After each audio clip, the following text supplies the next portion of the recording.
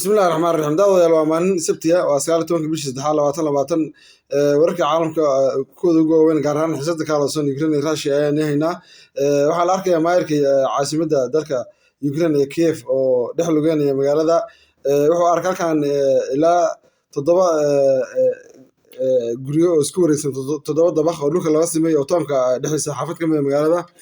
wuxuu sheegay in Ruushku ay duqeeyeen iskuulo iyo isbitaallo oo wuxuu ku tilmaamay madaxweynaha Putin madaxweynaha doqona wuxuu yiri guryahan uu iska duqeynayo ma oga miyaa dad inay ku nool yihiin dad baa ku dhimanaya mataana lama socdo miyaa buu yiri wuxuu duqeynayaa Kharkiv Mariupol Kiev iyo caasimadii la midka waddanka dhan ayuu duqeynayaa dadkii waa ku dhimanayaan ma wuxuu moodayaa taa looga horeeyo doqonkan maarka oo careysan ayaa ugu baaqay NATO inay tilaabo degdeg maartay qaadaan gargaar la soo gaaraan xagga hawadana ku soo rogaan no fly zone daawadayaal arrinta faafaraha ka baxday madaxweyne Putin waxa lagu eedeeyay inuu yahay criminal reer galbeedka si ay hadal ku dhigeen waxay dhaheen dad buleynaya reer galbeedka taqaaneen oo Ciraaq ku laayay malaayiinta oo Liibiya ku laayay malaayiinta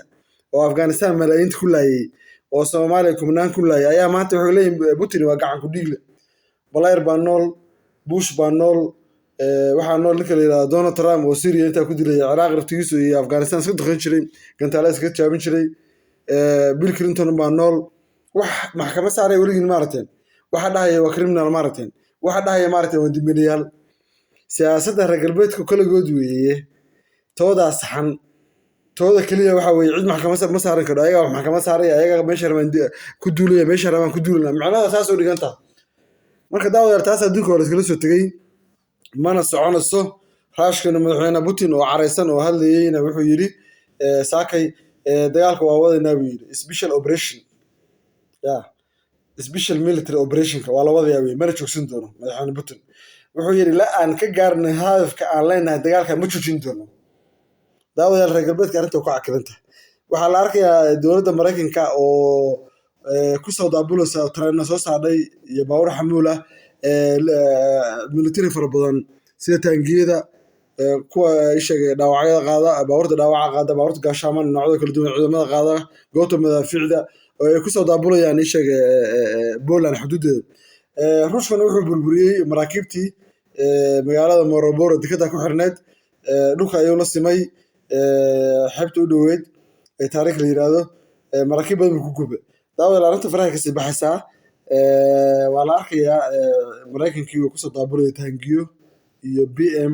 iyo goobta madaafiicda iyo taangiga la yiraahdo Abraham iyo ciidamo fara badan Poland ku soo daabulayay shalay ilaa maantay Mareykanku waxa uu suuxinayaa arrintiisa waxba kama jiraan wuxuu rabaa inuu halka ku soo daabulo 100,000 oo ciidan hadda ciidamada waxa leeyahay 40,000 marayaan oo NATO laakiin waa been waa ka badan yihiin ilaa 8,000 dagaalka marka gacmaha la saarin doona Ruushku maanta wuxuu jaabiyay gantaal aad loo qeyliyay oo weli isku ridin adduunka gantaalkaas oo hypersonic magaciisa la yiraahdo waa nooca nuclear ka qaado oo laga qeyliyay oo baan oo qaaradaha soo gudba qaarad buu ka gudbaa gantaalkaas daawadayaal waa nooca halista wuxuu labadii sakin wuxuu jaraa 2 mayl wuxuu dhigantaa 3 kilomitir bar waa 2 seconds 2 second 2 mayl